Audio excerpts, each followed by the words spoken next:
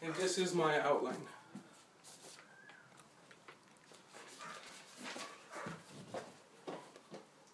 Would you believe that China undergoes many irregularities and the government approves of them?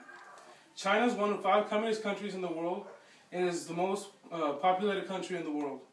Today I will be talking about China's way of living and their problems. I will be talking about China's population policy. I will also be talking about gender bias and sex selection in China. I'm also going to discuss the human trafficking problem in China. China's population policy. China is notably the most populated country in the world with 1.2 billion people. A study by Livernash stated that if the population growth remain unchanged, China's population will double to 2.4 billion by 2047.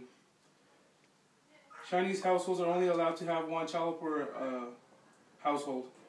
Efforts of population control began in the 1960s, but it wasn't until late 1970s that China officially adopted the 1 child per household rule.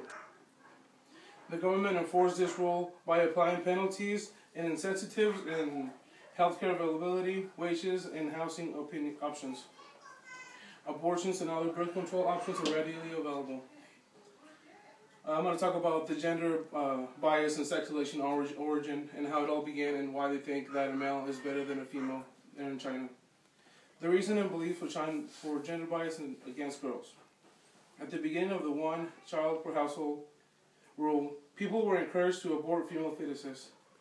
In the report done by Bailey in 2005, it stated that the preference of boys in China is said to derive from folk traditions, and the belief that a male will be more valuable and support his parents is because they think that when the parents grow older, a male child will take care of their parents better than a female would. That's why they think that a male is more valuable in a household.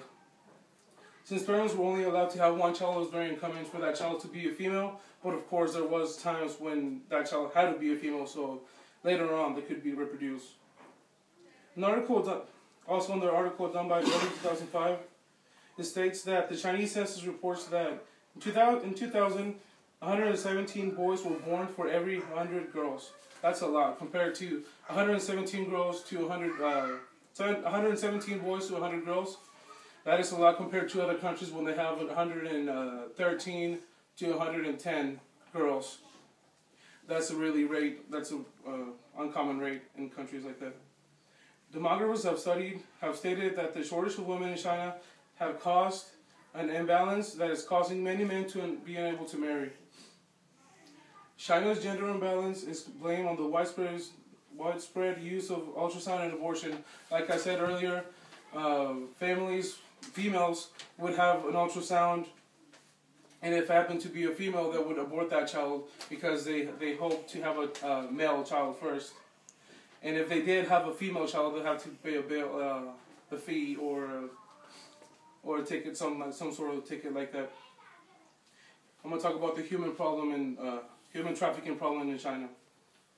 Women in China are bought, sold, murdered, and made to disappear in order to comply with the strict 1 child per family policy. A report done by Tiefenberg in 2008 states that every day in China, 500 female suicides occur because of violence, discrimination in education, and employment. The women's shortage of China had caused an increase in prostitution, cross-prostitution, and trafficking of women. Like I said earlier, there's not enough females being born, so that's why they're being born underground and they're being sold. Families often sell their female infant to make room for the possible birth of a male child. Like I said earlier, they consider males to be more valuable. The trafficking of women in, to, and from China is one of China's most serious human rights violations. Every year, a minimum of 10 to 20,000 people are trafficked within China. Also, the study done by Tiefenberg in 2008 states that 90% of the Chinese trafficking victims are poor women and children, oftentimes sent by their parents for a better life to wealthy provinces in the east of China. In conclusion, China has many issues and that should be dealt with, and the world should be aware of them.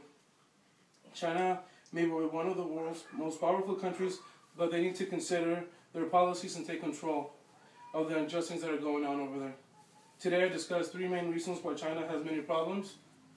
I talked about the population policy, discussed the reasons for gender bias and sex selection. I also discussed the unfairness and reasons for human trafficking. Many people take for granted the freedom that we have in this country because in other countries, for example, like explained in this essay, China doesn't allow their citizens to have freedom of speech or even have more than one child. So we really should take advantage of what we have here and really embrace that. And that's all.